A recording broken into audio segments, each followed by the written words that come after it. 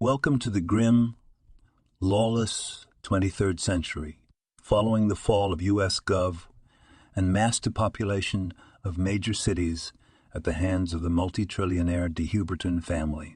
Baptized in radioactive hellfire, a rare mutation makes Turbo a fiercely pumped scrapper, haunted by specters from her past, surviving the post-apocalyptic wasteland one deathmatch pit fight at a time. But when she rescues the stunning trophy girl, the unlikely duo are thrust into a harrowing odyssey, evading marauding berserkers at every turn on their way to the ultimate showdown as they uncover the horrific truth behind the fall of humanity.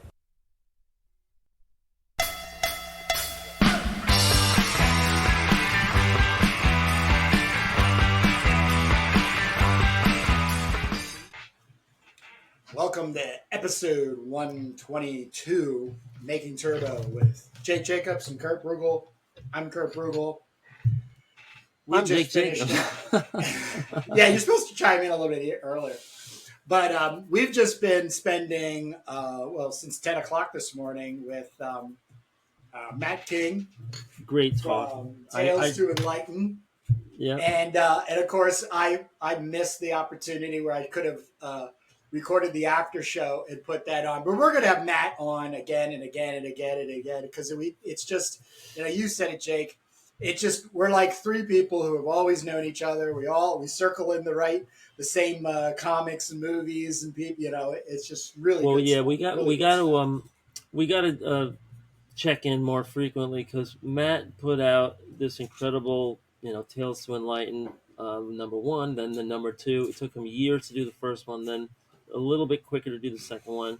But he puts out these 450 page monsters, and there's just so much to go over it in one episode, that, I mean, he also said that, he'd like to sit in sometime, and that's something that we got to figure that out. Yeah, I don't know if we've announced it yet, but we have Tanner and we have Matt, and they're willing to sit in just on a making of, and I guess we'll draw and they'll write. I don't know.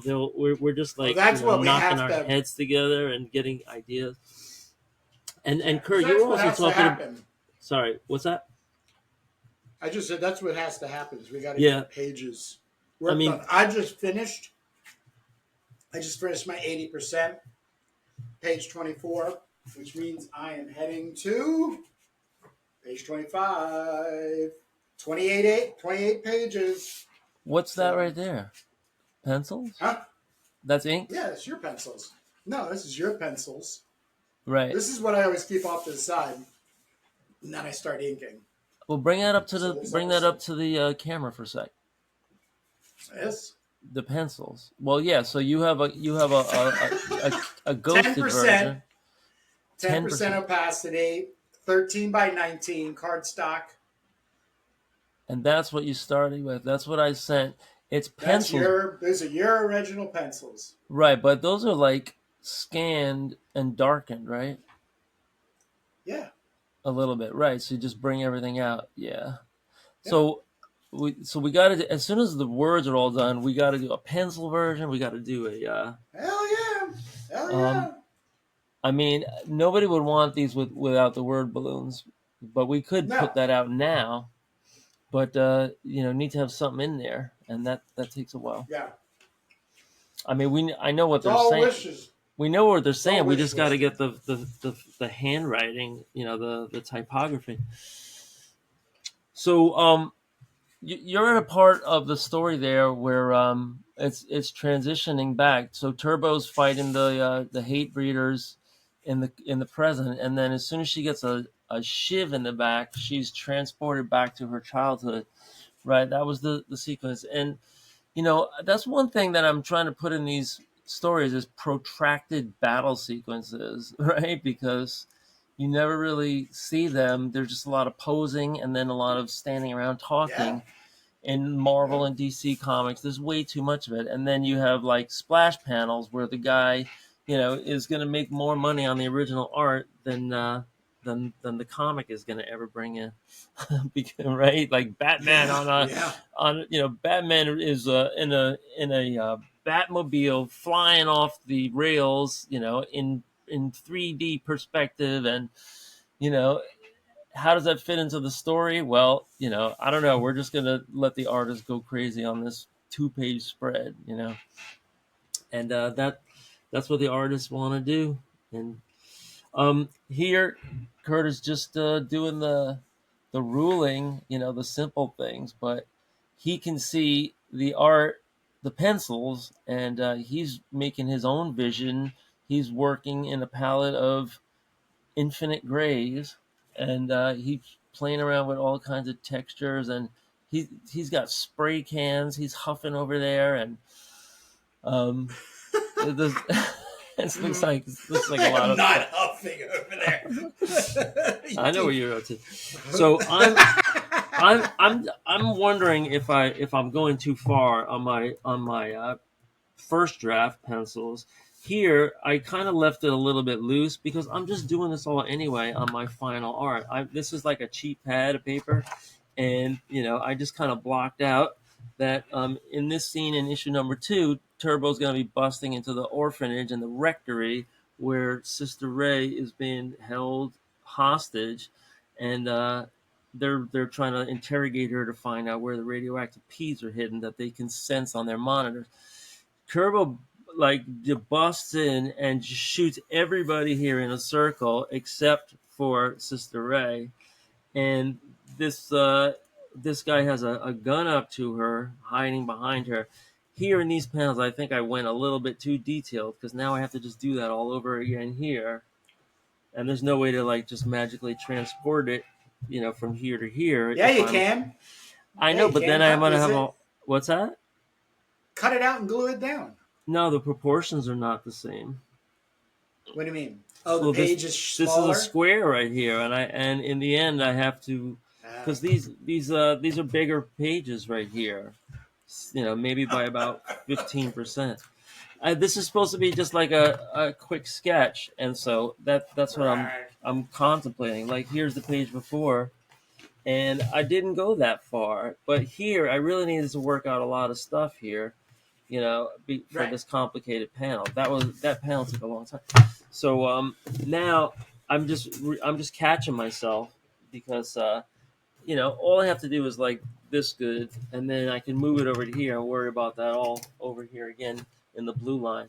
But I want to rework this because I think these characters are a little too far apart, and I have to go over the dialogue with you because in this panel I'm on page 20 if you're following at home. In this panel, there's not a lot of dialogue. Turbo's coming in and shooting the joint up, but here in the rough, I did have enough. I just have word balloon here, and I kind of lost the space for it. So I'm wondering, should this just be a silent panel because I have Ag and Kachow Bakow Chikow, and she should be. What would she be saying here? Like, Jesus fucking Christ. Oops. Just like. Wow. You have a cup of coffee today? For crying out loud. Or Matt, you got you all riled up. Reading Tales to Enlighten got you all riled up. Exactly. Well, he's got the sacrilegious nuns there. We got the same idea cooking. The orphanage. Stuff. The orphanage was a brothel for the miners for many, many years, and they took care of kids, and that's how they raised all the money to take care of the kids, because in the future, a lot of the taboos are different. Basically like it's like Thailand is now, I guess. But there's in the future the it'll be different between the male and the female gender. And when the wars all break out, they turn from brothel to military outpost, and the orphanage is bringing up kids in a resistance, and that's why they're one of the first targets of the RM. When they're going door to door. Remember, this is young Turbo. They just wiped out her family. They just cleaned out her neighborhood, and so she comes into the orphanage. There's an unspecified time Like it might like, is this months after the first issue? You know, there she was like 9 or 10, and here she's like maybe 14, 15, right? How old does Turbo look right here? Yeah, no, she's Where, she, definitely where she's playing around with Embra, so she's got to be like 16 or 14.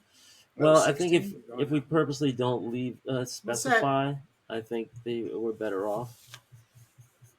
Yeah, but And it's also that puppy love thing, what's that? you know, The the puppy love? between I him don't and know. Embra. Wasn't Ember Her and like Embra is yeah? pretty Ember randy, was like she was picking up a leg here and there. feisty. Yeah, we'll see. Um, so yeah, and you know, Turbo is going to have those flashbacks with Embra. I mean, later on when we meet Polska and we learn about her later relationship. So she hasn't had any relationship yet. She just had one flirty scene with Embra, and Hmm. when she meets Polska, it's going to be her first everything.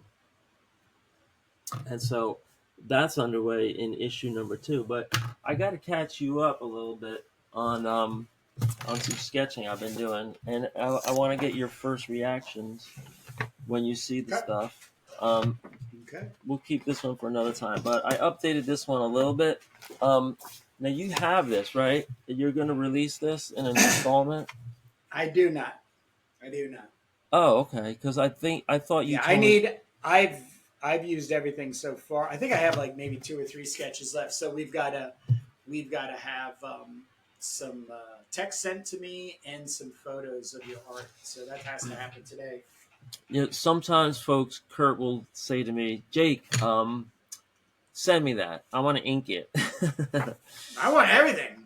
Yeah, but One of I'm these all days, one of these days, I'm one of also these days, you're gonna say on this channel, I don't know why I wasn't scanning all this shit and sending it to Kurt.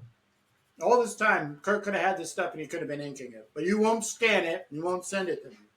well, I'm inking this one a little bit too, but I'm wondering, like, I can still make my own version. I want to have this big like evil face in the background, and Uh-huh.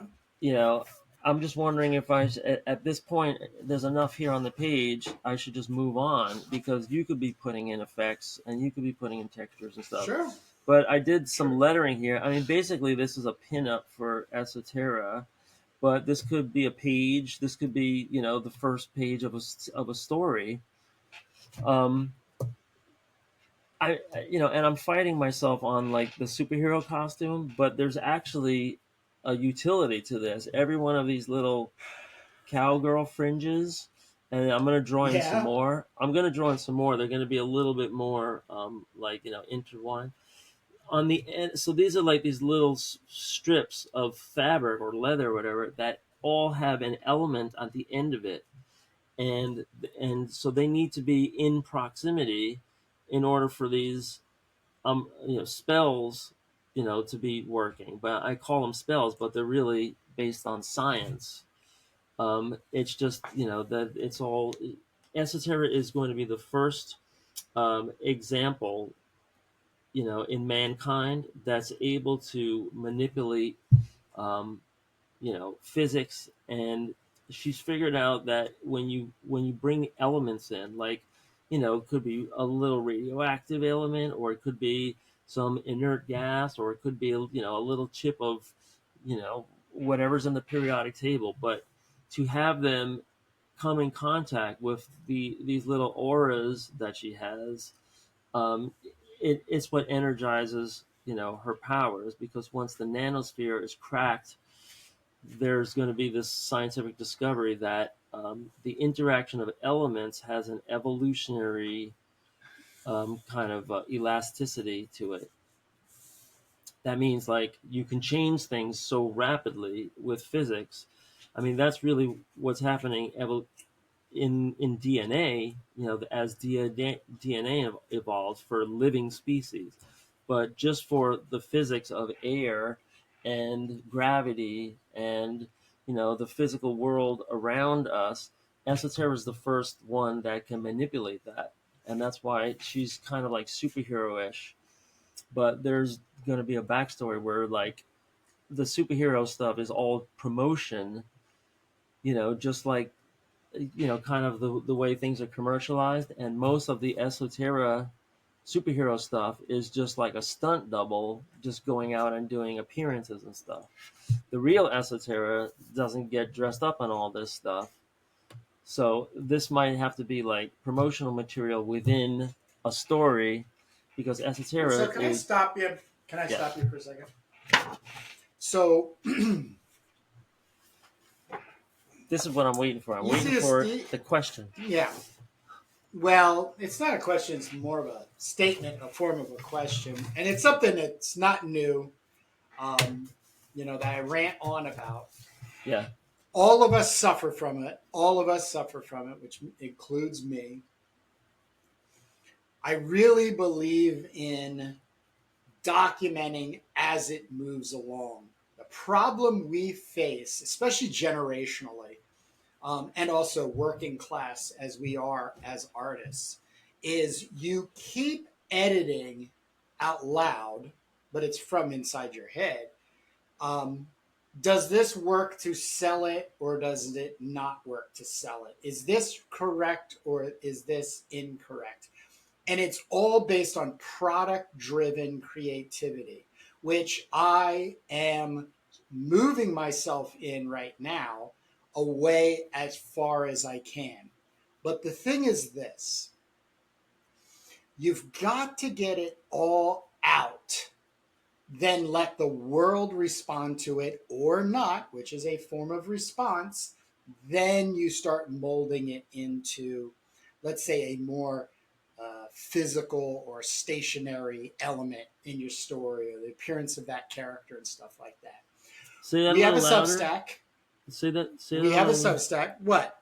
What a say little that. louder? Yeah. Say that last part a little louder, because I think I missed it. I'm raising my volume. Go ahead. Say that a little louder. All right. Well, I'm assuming what you want me to repeat is that, we have to stop making product. We have to stop focusing in on making a product, especially us, because we're not. It's We're not making a process. product here. We're just processing. We need to document the process. This episode is going to be very centric to you getting me new text for our Substack and photographs of stuff that you have right here in front of you. Scans would be better, but if you're only going to give me photographs, that's fine for this point. We're getting traction already from our Substack, which is Doom Mags, DOMMAGS. Yeah. Excuse me. .substack.com.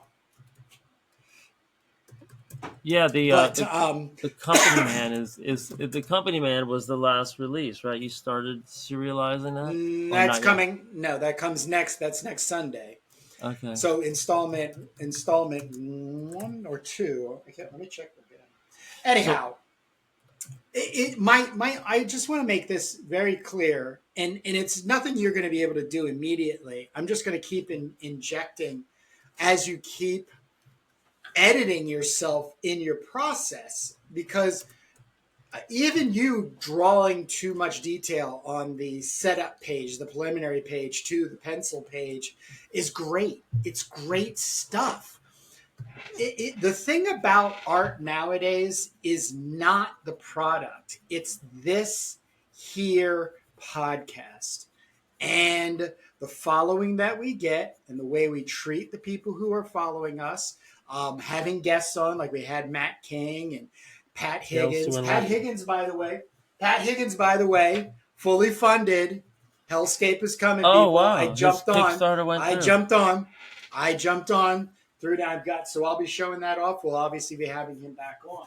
But, when I face it too, Jake, what happens is I'll sit there and have an idea and I'll start working. And of course, I'm working by myself.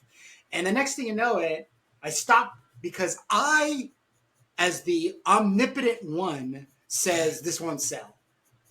It's bullshit. It's bullshit, and it's not applicable because people aren't looking for what sells. They're looking for what they can become a part of and feel like that there's something going on that they can also contribute, because I think people are very savvy to the fact that if they're dropping $20 on your comic book, Yeah. they're a producer. They're a producer. They're helping you make that, and they also want to be a part of that.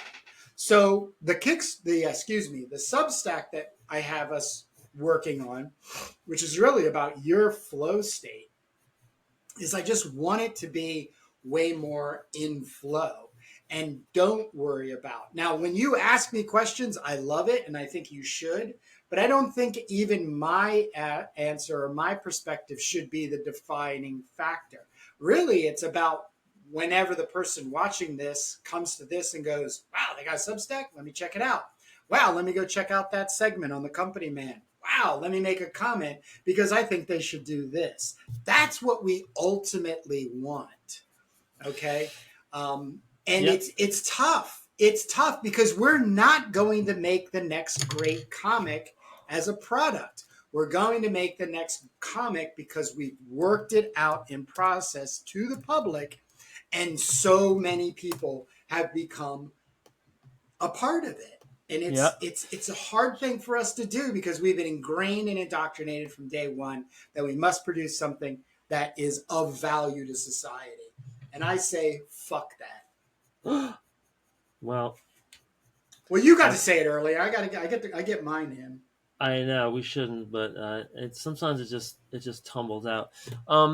So yeah, I can really appreciate that. What we can do this episode, and Kurt's right, is like, we should have some action happening right here. So if you can tell me the ones that you want me to send on, and I'll show you where they are. I'll maybe draw a little All bit, of them. All but of them. All of them. well, this one, All of this them. one, like you can see, it's not. They don't have It's to be done. They don't have to be done. They don't have to be done. You'll work on it again. It'll have another picture of it again. right. I got That's that. what process is. Process isn't it's done, check it out. It's so cool, right? Buy one. That's not process. That's product All right. driven. So And you're holding us back. You're holding us back from being able to have it in our grubby little mitts, It's on our crystal phone, clear. on our desktop. It's Okay? crystal clear. When we finish talking today, I'm gonna send Kurt.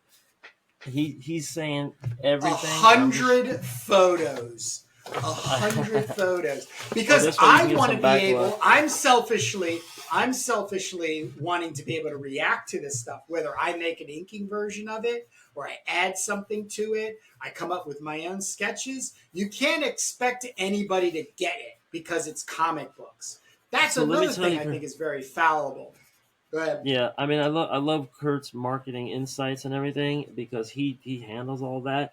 If folks are listening to this, on any of our socials, you could do mags is the Substack, but it's also a Twitter account now, and you can interact anytime with us. Send us a comment, send us a question, whatever. We can answer them, right? Because that's the immediacy of it now. And I'm gonna send Kurt. I'm gonna send you this. This is like this character that's gonna be the supervisor of the company man. I'm Okay. gonna send you this. Who I don't really. Oh, so this is gonna be Pitch Blend. She's the uh, the agent that gets sent out to rescue the girl in the comic sequence.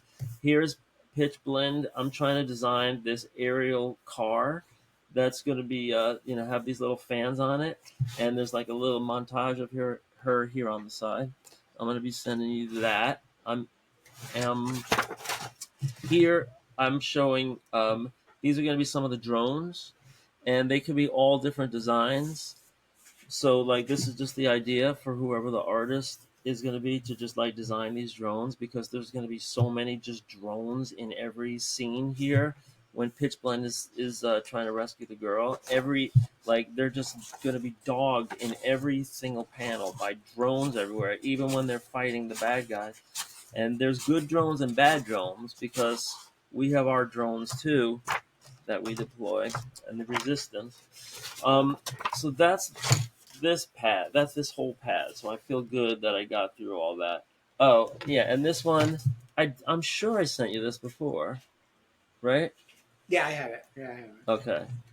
Yeah. So I don't know if I added that, but the girl's name is Rania, and the dad is Hector Zumenius, and I don't think I send you this, but I should send you this. This is going to be the prison complex and the sentient domes. So I'm going to send you that.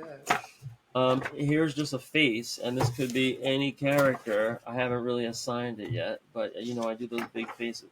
This I'm going to send you is going to be Charvel, the first enhanced subject, and there's Elevena right now doing the enhancements on the machines, the chemicals on the machines.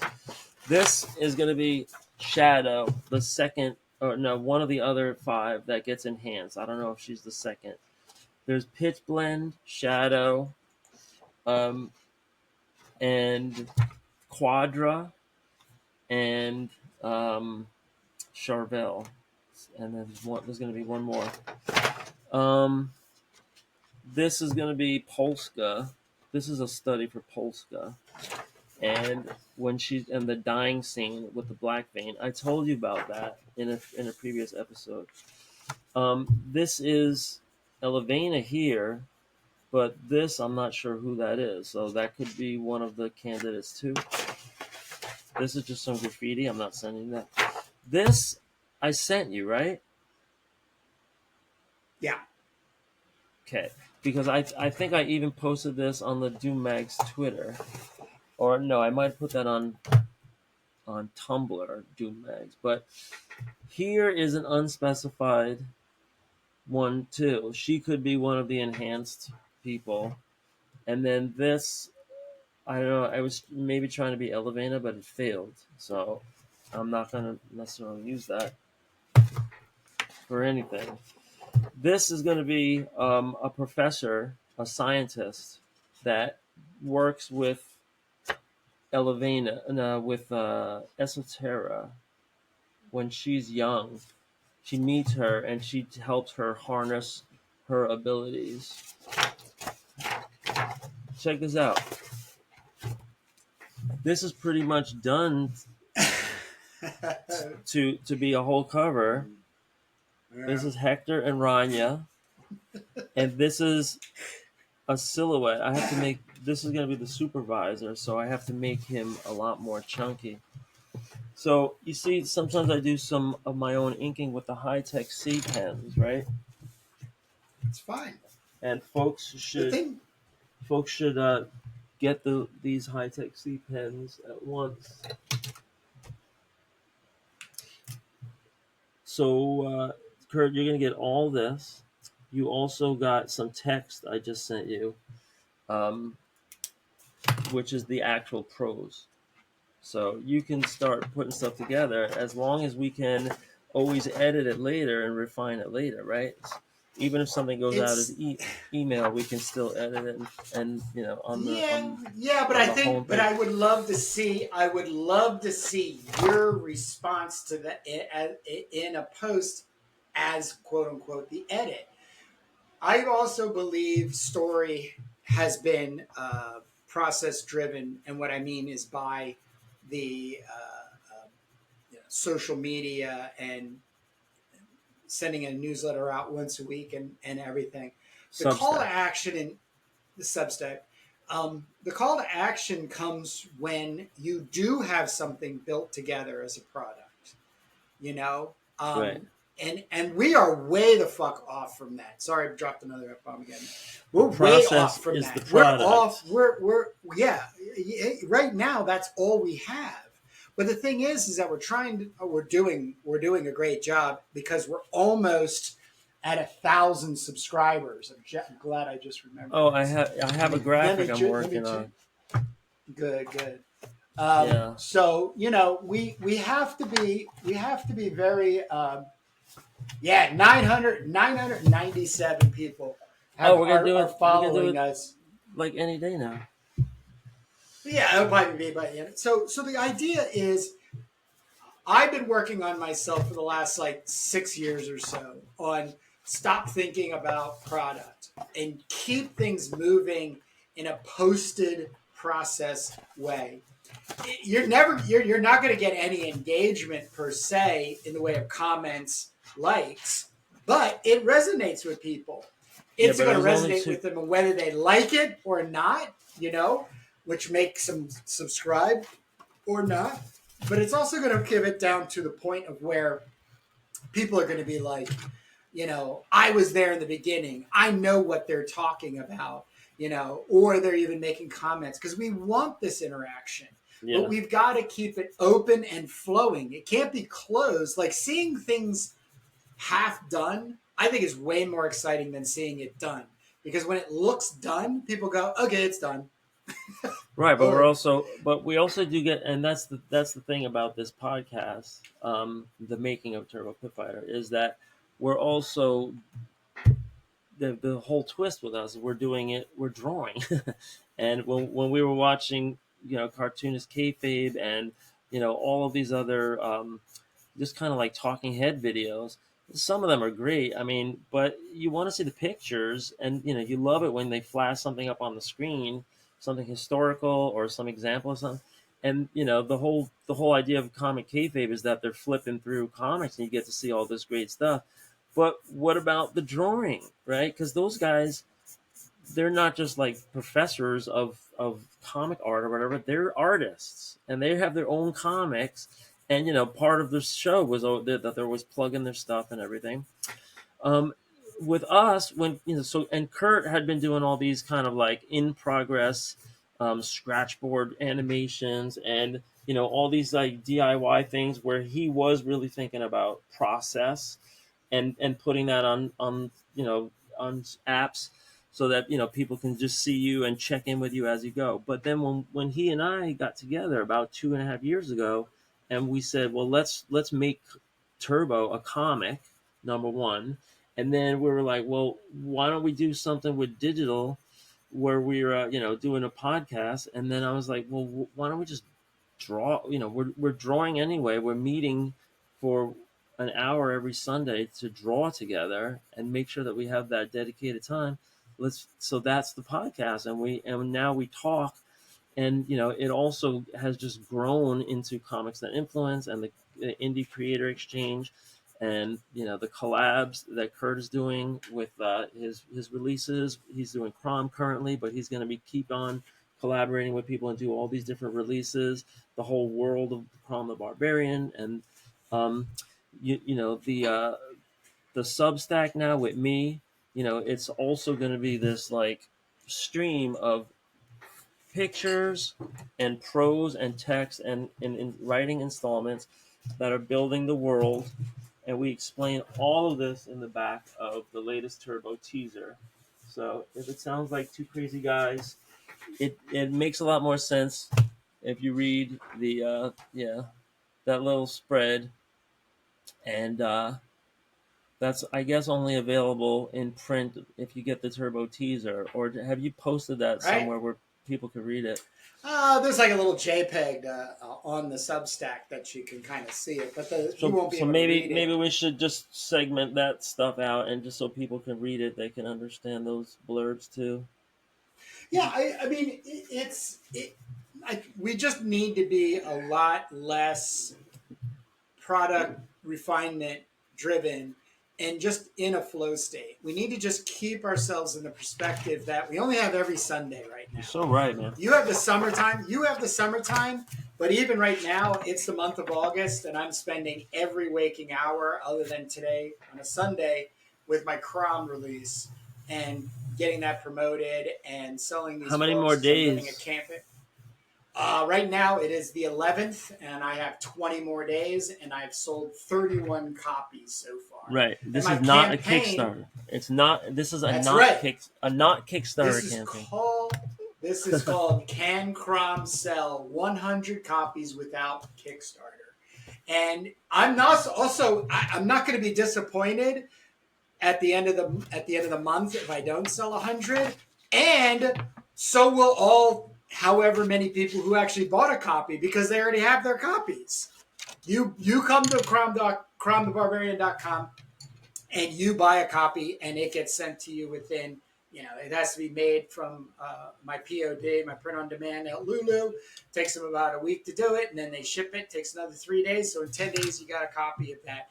But if I only sell 71 copies by the end of the month, hey, that's great. But the website's still alive. It's still attracting people. I still have my blog that I do every Saturday. I think it posts on Tuesdays right now. So it's alive. It's a process. It's From the alive. Barbarian, right? So and that's Kurt. good. That's Kurt. Yeah. That's Kurt #1 project right now. And if you're listening to this in the future, you can still buy a copy of Crom anytime. Go to cromthebarbarian.com. I got some ideas percolating. I have hellclaw.com where I have some of these dormant ideas, but the ones that we're working on actively are this Turbo Pit Fighter, the Substack, which is the whole timeline of the backstory and lots of characters. And the other things are on the shelf for right now, like B Movie She Devils is definitely happening, but right now we're really producing a lot of content for the Substack. And if you're catching up years later, we've only put out 2 or 3 so far. If you're catching up years later, go back and see. Kurt, I'm tending to think when I get those emails that I would like to just read a little bit more, of the prose and the text. And so I sent you a whole bunch of it now, and I guess you can cut it all up. And this is an interesting thing, because art can be in progress. You can have a sketch, and then you could have an ink, and then you could have it colored, and then you could have it all graphically laid out with every text. But in writing, you could also send a draft, right? And the next installment could be edited, and then you add a little bit more, right? And you always can go back and see the chapter 1, on the website of the Substack, but you can edit that anytime you want. And if people read it, it's the official version now, right? It's the later version. It's edited. And then you just keep growing the chapters like that. But it's not really a book.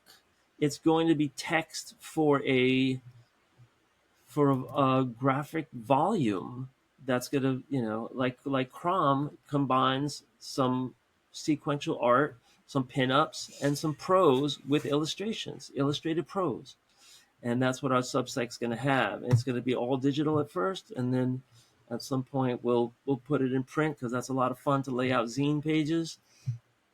And all this stuff is in the works, and you could be part of it. So I think we should catch up a little bit on story, because the Turbo world it's kind of separate. I think in the Turbo story that we're working on, we were talking in the last couple of episodes about some interesting twists and turns that are going to be happening in Turbo #3. And I wanted to go back and see what stuck with you from what we talked about last time.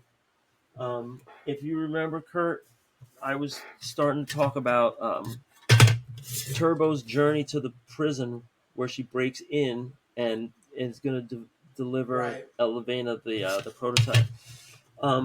So what were we talking about as far as her journey to the prison? Like, do we just have her? It was how she was going to bust in. That was the argument, if you will. I had an idea for that, where she's going to. I said a hot air balloon. Yeah, I mean, maybe that would be good as a distraction. Ooh, yeah. Diversion. So it's like a true, not Trojan horse. What's that called when you see something? Yeah, diversion wise. Yeah, the hot air balloon could have some, and all the guards are going for it, and it might have like some toy in it or something like that. So no, it could have a battle robot in there. Oh, and it's meant to be a straw man, disposable battle throwaway. Robot.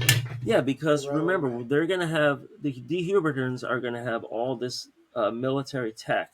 They're going to have drones, and they're going to have battle bots, or I think we're going to call them F bots, fighter bots, but as opposed to P bots, which are pleasure bots. But you know, the resistance has tech too, and the whole pitch blend story is going to be where they deploy drones to fight their drones so that you can get this agent in and do this extraction. And this is going to have to be necessary because this is going to be, in my view, this is going to be real life, that we are going to have all these things to contend with in the future. It's just a matter of time if they're not already here in some form. But so Turbo's going to get into the prison eventually in the story. But do you think she should have a mini sequence before she gets to the prison, just in the wasteland on the way? Because there, With who? Or with what? well, it's young Turbo. When we leave her in issue 2, she's going to be catapulted on a glider wing as the orphanage blows sky high in a nuclear holocaust. Right. Right. And she's going to land somewhere at some point, and then she's going to have to make her way to this prison, which is right there where the sentient domes are. So that's like, the guarded dehuberton city, and RM troops, and everything. So she'll have to get her way into the prison, which is right next to all the sentient domes. And they're, maybe Sister Ray gave her some map, to get into some tunnels. She's in touch with the elevator. old water drain, the old sewer water drain.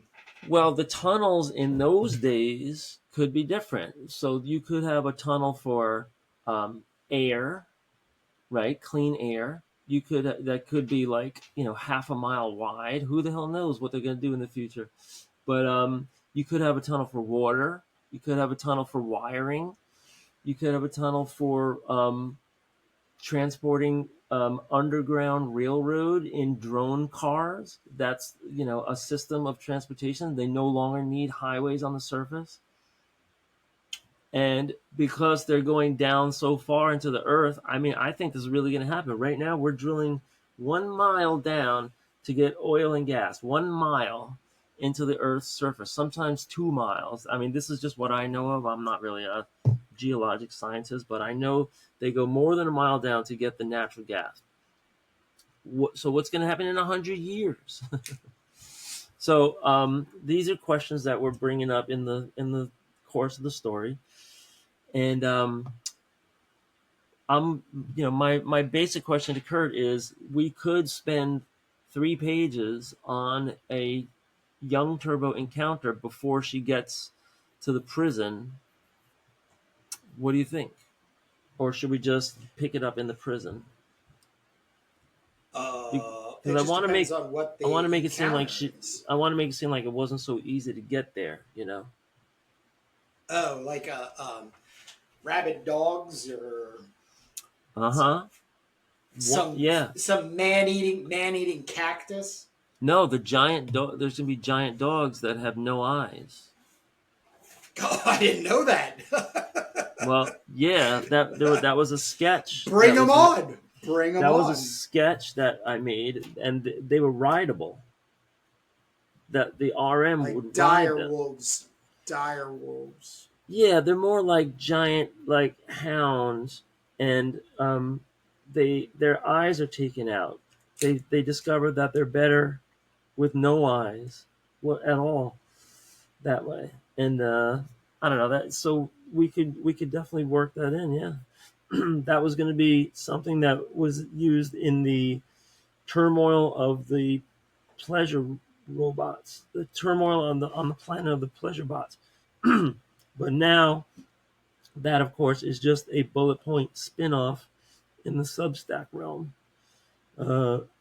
because we're going to talk about the falling apart of the nuclear family as the war of the sexes rages on, and the advent of the pleasure bots, the P-bots, that are all engineered by one company and spearheaded by one tech entrepreneur, which is our Bob Guccione de Huberton family guy.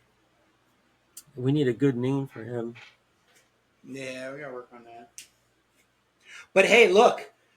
Whew, I just looked up at the timer. We're at 45 minutes, which makes it a perfect time to start saying thank you very much for getting this far in the video with Jake and I. And as you can see, we are working this out. We do have a teaser, and both Jake and I have printed our own version of the teaser.